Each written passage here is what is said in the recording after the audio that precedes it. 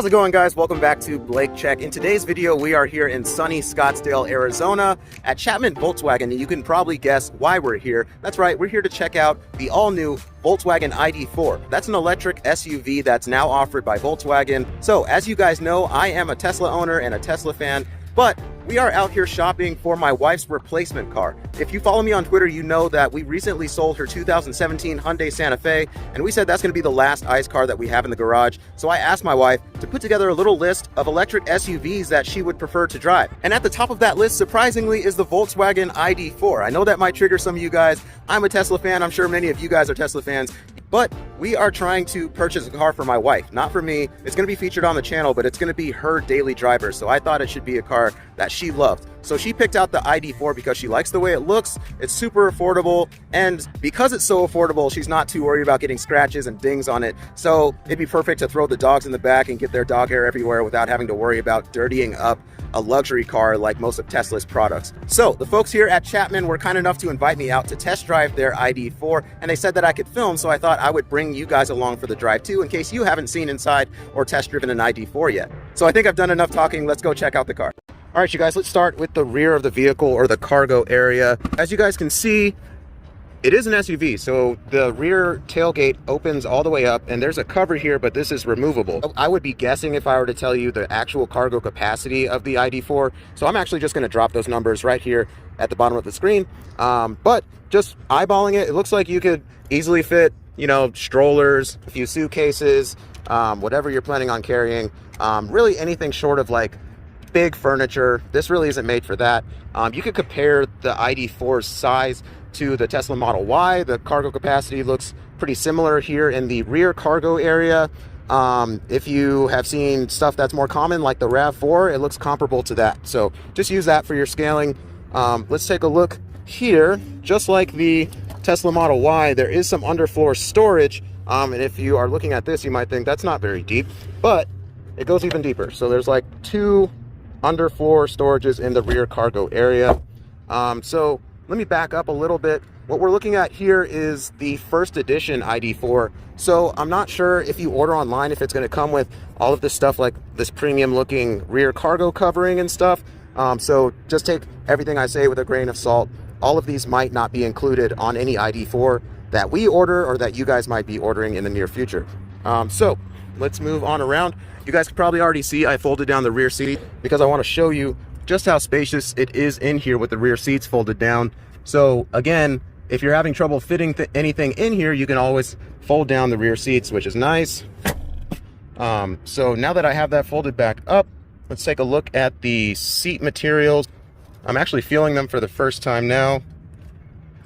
It feels good. So again, this isn't like a high-end luxury car, but it is equipped with this leatherette material that doesn't look like genuine leather, but I don't really know. If it is, correct me if I'm wrong in the comments below. All right, let's move around to the other side. Actually, before I move that way, I always like to see some USB-C charging ports there in the car. That's super convenient for rear seat passengers. Let's move around to the other side.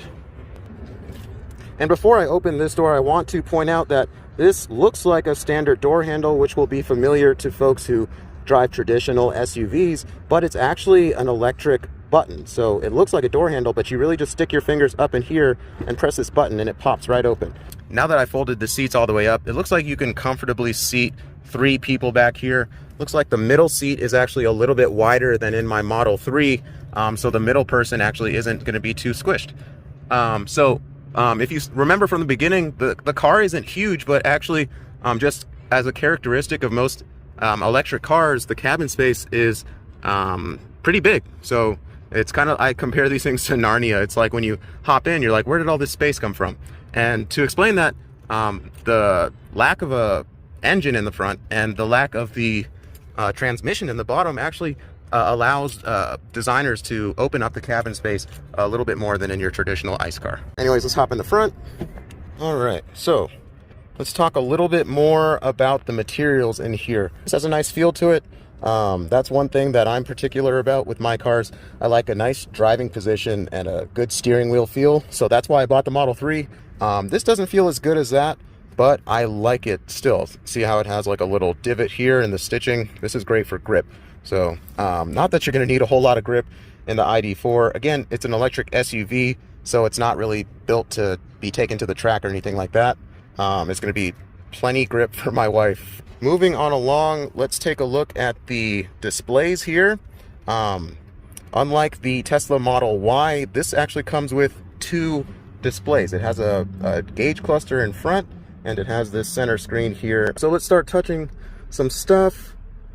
Looks like on that first screen you have your nav and your media, so just the main things that you're going to want to use, of course.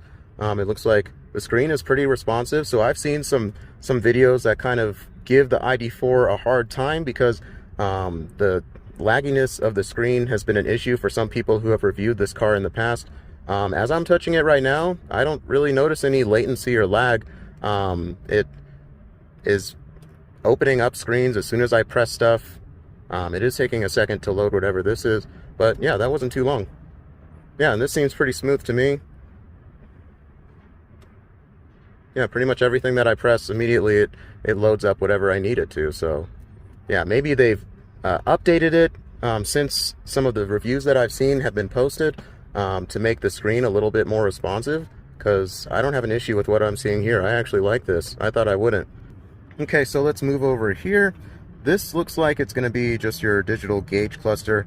It's really small, but I imagine once we start driving, it's just going to show your, position in your lane, and it'll show your speedometer. And really, that's all you need for digital gauge cluster in front of you. Personally, I don't think it's even necessary to even have this here, and for it to not even be blocking any of the window space in front of you. I think this serves its purpose, and it's just a little extra touch that some people who are more familiar with a traditional ICE car are going to like. The Prindle over here is, if any of you guys have driven BMW i3, you'll recognize this type of steering column and Prindle. It's just a little knob that sticks off the side of the gauge cluster here. So it's really simple. It's out of the way. Just reach up here and turn forward, I think, to put it in drive. Turn it backwards to go in reverse. But all right, let's move on to the middle. It looks like you have some center storage for, some cups for your drinks and stuff. And actually, I don't know if these are air vents or if they're like little card storage places. That's really convenient if you just want to throw like a credit card or something in here. This looks like it would fit perfectly. A couple of credit or debit cards, so you can easily slide those out. Looks like we have some wireless charging and some USB-C ports down here. And look at that, there's actually 2 more cup holders. Open the glove box. Some of you guys are annoyed with Teslas because the glove box is only accessible through the center screen.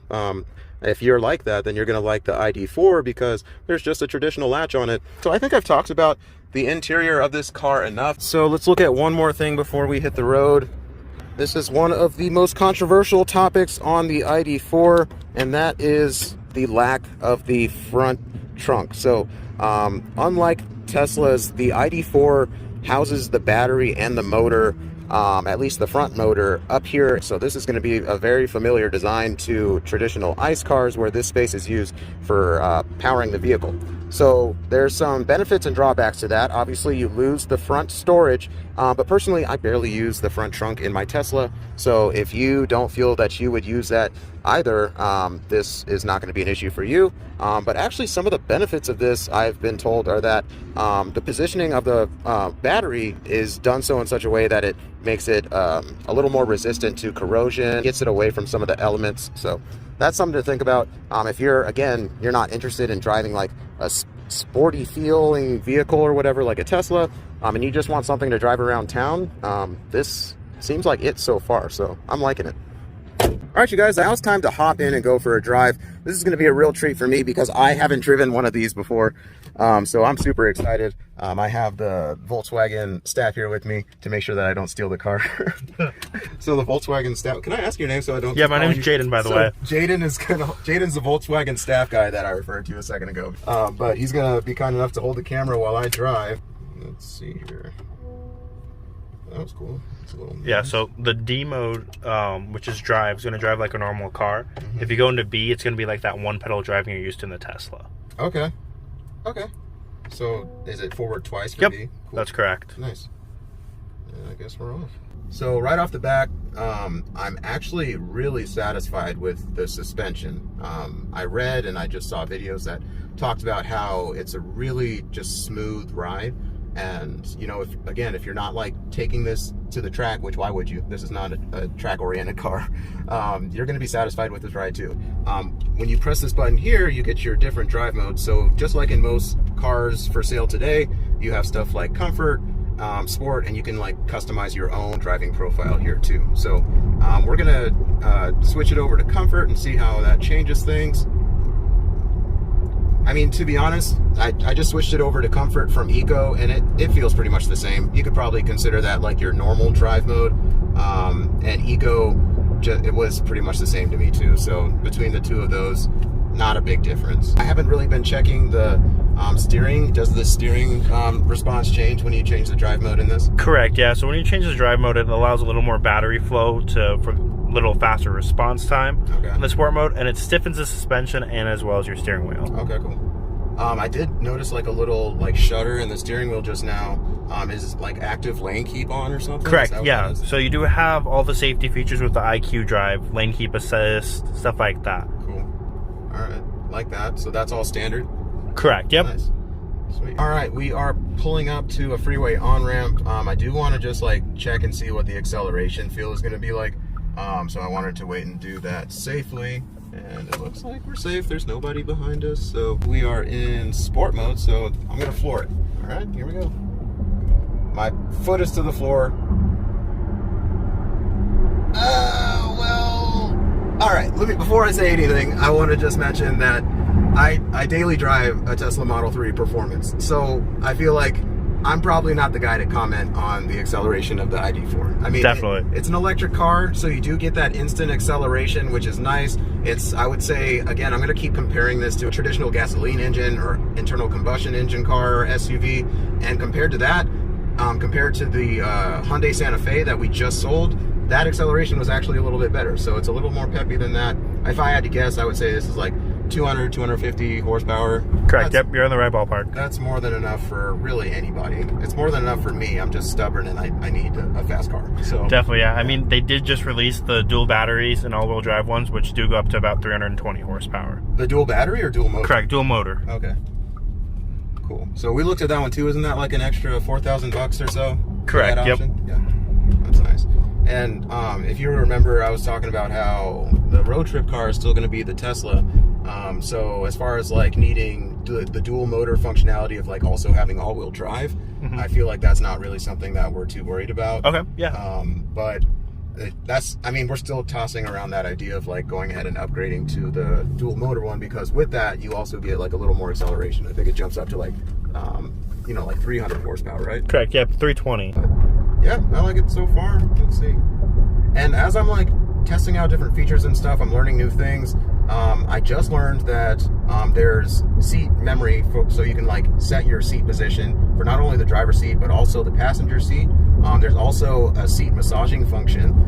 Is that just in the first edition, or is that in all? That's in every ID.4. Every ID.4. Correct, yep. Every ID.4 has dual memory seats and dual massaging seats. So that I would consider a luxury function, and that comes standard in the ID.4. So that's something to think about if you value stuff like that. So one more thing that I just learned is that the ID.4 is actually Volkswagen's first and only rear-wheel drive vehicle and offering. So all of their other cars are either front-wheel drive or all-wheel drive, including the sports cars. That's really cool. So when I floored it before, I was just commenting on how like it does your traditional like rear-wheel drive squat, which is fun. So it's not, I don't want you guys to watch this video and think that this is a boring car at all.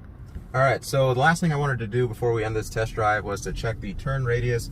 And I am whipping the wheel all the way around. Let's wait for this Mustang to go by. And I still have turn. So actually, yeah, I had more than enough to pull a little U-turn here. That was perfect. That's one thing that bugs me a little bit about my Teslas, the wider wheelbase, which is good for like sport driving situations sometimes, but just like little, you know, turnaround turns like that, U-turns and stuff like that, parking can be a hassle. You might have to, you know, do one more wheel turn than you normally would have to. So hope that made sense for you guys. all that to say that the turn radius on the ID.4 is surprisingly good. But anyways, we are pulling back into our parking spot. I also wanted to point out that the safety features continue here with the rear backup camera, which looks like it has really good resolution. It starts beeping as you start to get close to obstacles, which is nice. You have like a little radar thing here. But yeah, that's pretty much it. We're gonna hop out of the car and I'm gonna talk to you guys about how to order your own ID.4 if you're interested, okay?